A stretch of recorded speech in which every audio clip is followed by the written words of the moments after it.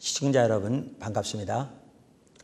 지난 시간에는 하나님과의 친밀한 교제를 위해 하나님께서 우리를 부르셨다라는 부분을 살펴보았습니다. 우리 신앙의 또 한 가지 중요한 요소는 하나님의 행하심을 보고 우리의 전 존재로 동참하는 것입니다. 그러니까 하나님과의 친밀한 교제 그리고 하나님의 행하심을 보고 우리의 전 존재로 동참하는 것, 이 두 가지가 우리 신앙의 가장 핵심이요 본질이라고 저는 확신합니다. 그래서 오늘 저는 그 두 번째 요소를 살펴보고자 합니다. 첫째, 하나님은 우리를 이 세상에서의 하나님의 목적을 위한 동역자로 부르셨습니다.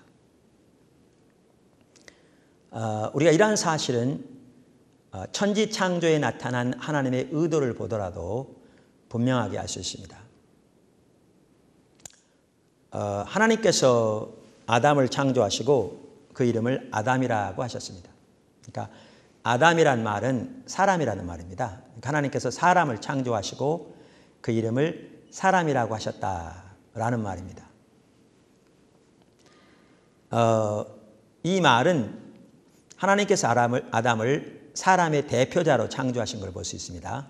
다시 말하면 아담을 향한 하나님의 계획을 보면 우리 인류를 향한 하나님의 계획을 볼 수 있기 때문에 하나님께서 그렇게 하셨습니다. 그런데 하나님은 아담을 창조하시되 이 땅에서의 하나님의 목적을 위한 하나님의 경영자, 하나님의 통치자, 하나님의 청지기 혹은 하나님의 대표자로 창조하신 것을 볼 수 있습니다. 창세기 1장 26절에서 28절을 보면 우리는 이러한 사실을 잘 볼 수 있습니다. 성경이 이렇게 말합니다.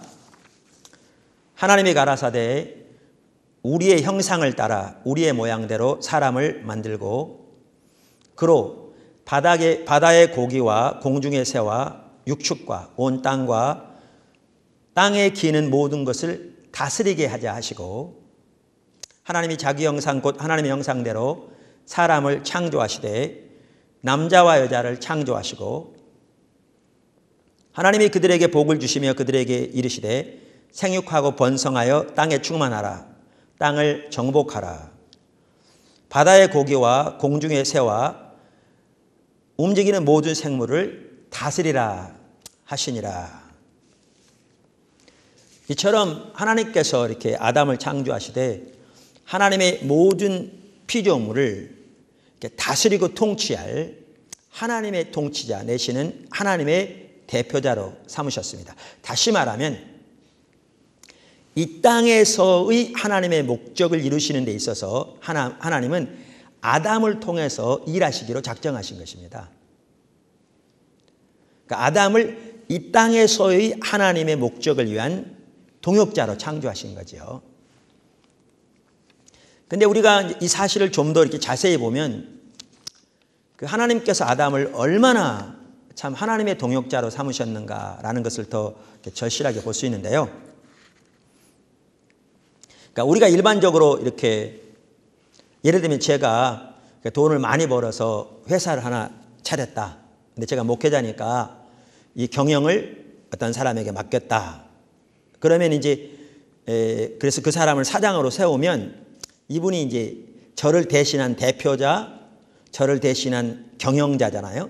혹은 이 회사를 다스리는 자. 그러면 이제 이 사람이 이렇게 운영을 하는데 만약에 이분이 운영을 잘못해서 회사를 잘못 운영하면 제가 이 회사의 경영권을 다른 사람한테 주려면 소유주인 제가 다른 사람한테 주잖아요. 이 사람이 아니라. 그게 당연한데 성경에 보면 하나님이 아담에게 이 세상을 다스릴 권세를 주시되 이 권세를 하나님이 다른 이에게가 아니라 아담이 다른 이에게 넘겨줬어요. 성경에 보면. 그러니까 우선 누가복음에 보아도 우리가 이 사실을 알 수 있는데요. 즉 아담이 마귀에게 넘겨준 거죠. 누가복음 4장 5절 이하에 보면 이제 그 예수님께서 이렇게 시험을 받으시는 내용이 기록되어 있는데 거기에 보면 이렇게 나옵니다. 마귀가 또 예수를 이끌고 올라가서 순식간에 천하 만국을 보이며 가로되 이 모든 권세와 그 영광을 내가 네게 주리라. 이것은 내게 넘겨준 것이므로 나의 원하는 자에게 주노라. 이렇게 사단이 말했거든요. 이걸 예수님이 반박하지 않으셨습니다. 그러니까 이걸 보면 그 세상을 다스리고 통치할 권세를 이제 사단에게 넘겨줬는데 그게 하나님이 넘겨준 게 아니라 아담이 넘겨준 걸 볼 수 있습니다. 그래서 결국 예수님은 이 권세를 다시 찾기 위해서도 이 땅에 오신 거죠. 그리고 십자가와 부활을 통해 죄와 사단의 권세를 멸하시고 죽음의 권세를 멸하시고 그 권세를 찾으신 거죠. 그래서 부활하신 후에 예수님께서 말씀하시기를 하늘과 땅의 모든 권세를 내게 주셨으니 이렇게 말씀하심으로써 그걸 찾으신 것을 보여주시죠. 근데 이제 제가 말씀드리고자 하는 것은 이겁니다. 우리가 일반적으로 어떤 회사를 만들어서 경영자를 세운다면 그 경영자가 잘못할 때 소유주인 내가 그 경영권을 다른 사람에게 넘겨주는데 하나님의 경우에는 아담을 이 세상을 다스릴 대표자로 하나님의 대표자로 경영자로 세웠는데 그 아담이 그 경영권을 다른 사람에게 넘겨줄 수 있었다면 이 경우에 사단에게 넘겨줄 수 있었다면 이걸 뭘 말하는가라는 거죠. 그래서 성경은 이 사단을 이 세상 신이라 공중의 권세 잡은 자라 말하잖아요. 그럼 이 말은 뭐냐 하면 하나님이 아담에게 이 세상을 다스리고 이 세상에서 하나님의 목적을 위해서 일할 그러한 그 동역자로 삼으셨는데 이 땅에서는 이 사람을 통해서 일하시되 그를 통해서 일하시기로 그 권세를 그만큼 최종적으로 넘겨줘 버렸다는 걸 말하는 거죠. 얼만큼? 아담이 그 권세를 다른 사람에게 다른 이에게 넘길 수 있을 만큼 그만큼 최종적으로. 이 얘기는 이 땅에서의 하나님의 목적을 위해서는 하나님은 사람을 통해서만 일하시기로 작정하셨다는 거죠. 이게 너무나 놀라운 사실입니다. 진짜 귀한 사실입니다. 그러니까 하나님의 얼마나 그 큰 사랑이 거기에 담겨져 있는가.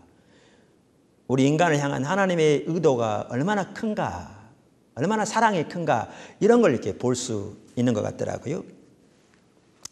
이렇게 넘겨줬다는 거죠. 그래서 하나님께서는 이 땅에서 하나님의 목적을 이루시되 사람을 통해서 이루시기로 작정하셨습니다. 즉 사람을 하나님의 목적을 위한 동역자로 삼으신 거죠. 사실 성경에 보면요, 이제 하나하나 예를 좀 볼 텐데 이 말이 얼마나 참 그 큰 의미를 가지고 있는가, 얼마나 우리를 향한 하나님의 놀라운 사랑인가, 또 우리 한 사람 한 사람 위치가 얼마나 중요한가라는 걸 이렇게 볼 수 있는 것 같더라고요. 한 예를 먼저 보겠습니다. 엘리야의 경우인데요. 우리가 잘 아는 대로 엘리야 시대에 이렇게 우상 숭배가 가득했죠. 그래서 하나님께서 엘리야를 아합 왕에게 보내서 바로 아합 왕의 죄 때문에 그 땅에는 엘리야가 말하기 전까지는 비도 이슬도 내리지 않으리라 이렇게 말씀하셨습니다. 그리고 그대로 일어났습니다. 그런데 이제 제 3년이 되었을 때 혹은 3년이 지났을 때 하나님이 비를 내리려고 하셨어요. 그러면서 하나님께서 엘리야에게 아합에게 가서 그걸 말하라고 그랬습니다. 그게 어디 나오냐면 열왕기상 18장 1절에 나옵니다. 제가 읽어보겠습니다. 많은 날을 지내고 제3년에 여호와의 말씀이 엘리야에게 임하여 가라사대 너는 가서 아합에게 보이라. 내가, 이 주어가 중요합니다. 내가 비를 지면에 내리리라. 여기에 보시면 이 지면에 비를 내리는 것이 누구의 뜻이었습니까? 하나님의 뜻이었습니다. 그러니까 엘리야의 계획이 아니었습니다. 그러니까 지금쯤은 비가 와야 되겠다 싶어서 엘리야가 아무래도 백성들이 당하는 고통이 커서 지금쯤은 비가 와야 되겠다 싶어서 하나님 앞에 줄기차게 부르짖는 게 아니었습니다. 비를 내리시는 것이 누구의 계획이었습니까? 하나님의 계획이었습니다. 그리고 하나님이 비를 내리시겠다고 하셨습니다. 그리고 이제 하나님께서 엘리야에게 말씀하신 거죠. 자, 우리가 잘 아는 대로 엘리야가 가서 말했고 곧바로 일어났던 게 이제 이방 신을 섬기는 선지자 850명과 엘리야가 서로 대결을 하죠. 서로 이렇게 제물을 제단에 올려놓고 하늘에서 불을 내려서 응답한 신이 참신이라고 대결하죠. 갈멜산에서. 우리가 잘 아는 대로 엘리야가 기도할 때 하나님께서 불을 내려 응답하시고 그 결과로 이방 선지자 850명을 처단하죠. 근데 그 처단이 바로 있고 난 다음에 하나님께서 엘리야에게 그 비가 오는 것을 보이셨습니다. 그리고 엘리야가 그걸 아합에게 말하죠. 이렇게 말합니다. 18장 41절에 보면 엘리야가 아합에게 이르되 올라가서 먹고 마시소서 큰 비의 소리가 있나이다. 그러니까 엘리야가 큰 빗소리를 들은 걸 볼 수 있어요. 그러니까 이 빗소리라는 것은 실제로 비가 온 소리가 아니죠. 지금 하나님이 비를 보내시고 있다는 거죠. 그러니까 아까 비를 보내시겠다고 했고 지금 그 비가 다가오고 있는 거죠. 큰 비가. 그러니까 이게 예언의 소리를 들은 거죠. 그러니까 엘리야가 이걸 듣고 아합에게 말합니다. 그러니까 우리 생각해 보십시오. 하나님이 비를 내리시겠다고 하셨습니다. 그리고 지금 비가 다가오고 있습니다. 그러니까 우리 생각이 이제 다 됐잖아요. 이제 하나님이 하시겠다고 그래. 하나님 뜻이고 비를 내리는 게. 지금 비가 다가오고 있으니까 다 됐을 텐데 근데 성경에 보면 엘리야는 그때부터 산에 올라가 기도하죠. 어떻게 기도합니까? 이 머리를 양 무릎 사이에 넣고 간절히 기도합니다. 그러니까 그 당시에 팔레스타인 여인들이 아기를 낳는 자세가 그랬대요. 그러니까 산고의 기도를 말하는 거죠. 간절한 기도를 말하는 거죠. 그리고 간절히 기도하고 난 다음에 종에게 이렇게 산 위에 올라가서 주중에를 넘어보아라. 무슨 일이 있느냐? 아무 일도 없는데요. 그럼 또 간절히 기도하고 또 넘어다 보아라. 아무 일도 없는데요. 그래서 7번까지 기도하죠. 언제까지요? 이 손바닥만한 구름이 7번째 이렇게 떠올랐죠. 그랬더니 됐다. 가자. 이렇게 뛰는 거죠. 근데 이제 손바닥만한 구름이 떠올라서 그것이 점점 커지더니 큰 비구름이 되고 아까 그 큰 비의 소리가 있었던 것처럼 이제 비가 오지요. 자, 그런데 이렇게 해서 비가 왔는데 우리가 가지고 있는 성경 시작 성경 5장 17절 이하에 보면 우리가 하나님께 기도하되 어떻게 기도해야 될 것인가 그 모델로서 엘리야의 기도를 예를 들거든요. 그러면서 뭐라고 말하느냐면 이렇게 말합니다. 엘리야는 우리와 성정이 같은 사람이로되 저가 비 오지 않기를 간절히 기도한즉 3년 6개월 동안 땅에 비가 오지 아니하고. 그러니까 간절히 기도한 것은 성경에 안 나오죠. 이 비가 오지 않기를 기도한 것 성경에 안 나옵니다. 그 다음에 18절 다시 기도한즉 하늘이 비를 주고 땅이 열매를 내었느니라. 그러니까 여기 야고보서에 보면 이 비가 누구의 기도에 응답으로 왔다는 겁니까? 엘리야의 기도에 응답으로 왔다는 겁니다. 엘리야의 기도에 응답으로 왔다는 겁니다. 자, 그러면 우리가 여기서 한번 생각해 볼 게 있습니다. 이게 하나의 가정이긴 하지만요. 한번 생각해 보십시오. 비를 내리는 게 하나님의 뜻이었습니다. 비를 내리겠다고 하셨습니다. 하나님이 그렇게 하셨습니다. 엘리야가 자원해서 한 게 아니고. 그 다음에 엘리야의 귀에 큰 비가 다가오고 있는 소리가 들렸습니다. 그런데 만약에 엘리야가 실제적으로 그 손바닥만한 구름이 떠오르기까지 기도하지 않았더라면 비가 왔을까요? 안 왔을까요? 그러니까 이건 가정입니다. 근데 성경을 볼 때에 안 왔다고 보는 것이 훨씬 어렵습니다. 근데 이게 중요한 점입니다. 그러니까 하나님의 계획은 비를 내리는 거였습니다. 하나님의 뜻은 비를 보내는 거였습니다. 그런데 엘리야가 그 하나님의 뜻을 발견하고 그 일에 동참해서 간절히 기도하지 않았더라면 그 하나님께서 원하시는 계획하신 비였음에도 불구하고 그건 안 왔다는 겁니다. 왜 이런 일이 있습니까? 하나님이 이 땅에서 사람을 통해서 일하시기로 작정하셨기 때문에 그렇습니다. 이건 너무너무 중요한 일입니다. 한 가지 더 예를 들겠습니다. 하나님께서 이스라엘 백성들을 이제 홍해 앞으로 인도하셨습니다. 그러니까 이스라엘 백성들이 잘못 온 게 아니고 하나님께서 그들을 그리로 인도하셨습니다. 그러니까 구체적으로 구름 기둥과 불 기둥이 앞서갔고 뿐만 아니라 구체적으로 하나님께서 모세에게 어디에 이렇게 진치라고 말씀하셨습니다. 자, 그리고 이제 하나님께서 바로의 마음을 강팍해 하자 바로가 곧바로 쫓아왔습니다. 우리가 잘 아는 대로. 그래서 앞에는 바다요, 뒤에는 바로의 군대가 이렇게 코앞에까지 와 있는 최정예 부대가 그러한 사면초가에 이스라엘 백성들이 처하게 되었습니다. 이제 이런 가운데 저들이 부르짖지요. 근데 그때 하나님의 계획은 이 바다를 가르시는 것이었습니다. 그리고 그 일을 위해 모세에게 손에 지팡이를 들고 바다 위로 내밀라고 하셨습니다.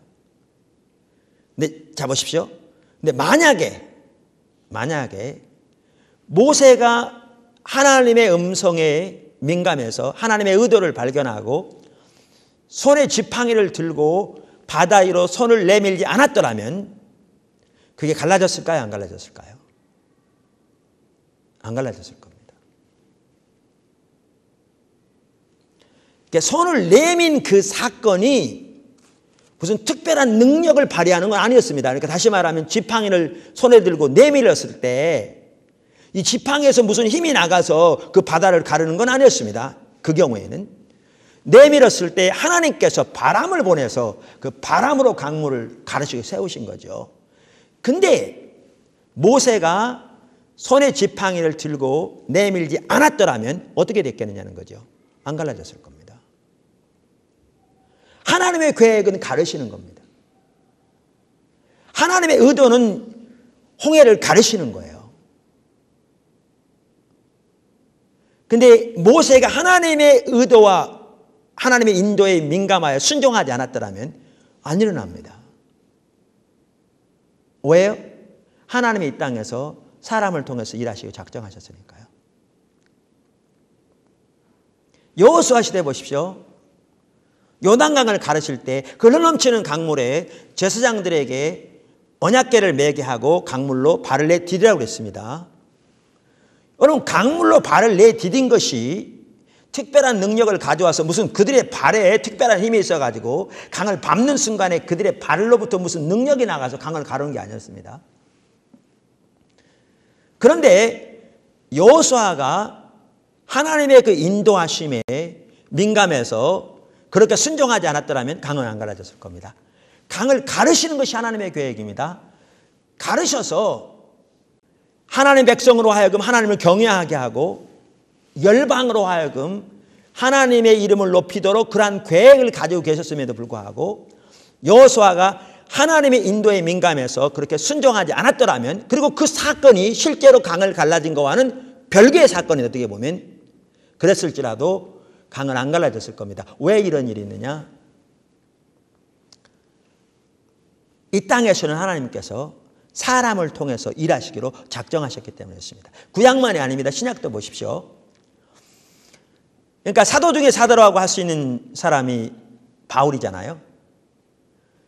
바울이 어떻게 구원받는 것을 여러분 잘 아시죠? 그가 다메섹으로 가는 중에 바리새인으로서 그 의분을 가지고 자기들이 보기에 이단의 괴수인 예수의 추종자들을 다 잡아 죽이려고 가는 도중에 자기가 생각했던 이단의 괴수라고 생각했던 그 바로 예수님이 하나님의 아들로서 그에게 나타나셨잖아요.